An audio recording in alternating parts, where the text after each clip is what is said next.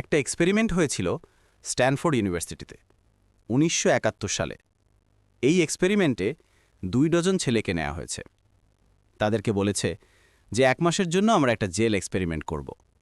এখানে ১২ জন ভলেন্টিয়ার হিসেবে জেলের কয়েদি হবেন, অন্য ১২ জন ভলেন্টিয়ার হিসেবে জেলের গার্ড হবেন।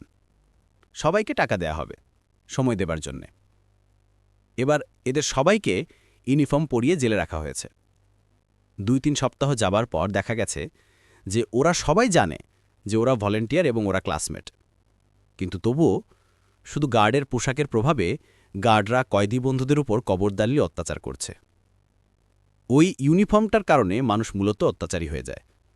ওই ইউনিফর্ম থাকার কারণে তার ভিতরের আত্ম অহংকার তাকে চাপ দিচ্ছে যে তোমাকে আরও কঠোর হতে হবে, তুমি ওদের কর্তা। কিন্তু যদি কোনো ইউনিফর্ম না থাকে, সেক্ষেত্রে মানুষের মধ্যে থেকে এই আত্ম অহংকার ও হিংস্রতা বেরিয়ে আসে না। আরেকটা ঘটনা বলি।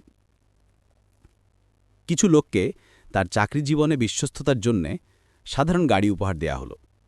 মধ্যবিত্তরা যে ধরনের গাড়ি চড়ে সেরকম গাড়ি আর কি।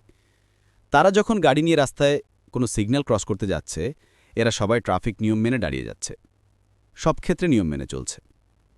কিন্তু আবার সেই গোষ্ঠীটাকেই প্রমোশন দিয়ে যখন দেয়া হয়েছে অফিসারদের মার্সিডিজ লাক্সারি গাড়ি, তখন তাদের ওই গাড়িটা আর রাস্তা ক্রস করার সময় দাঁড়াচ্ছে না, নিয়ম মানছে না।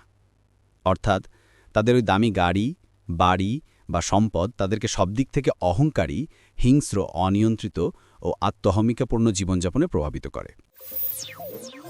sunagorik.net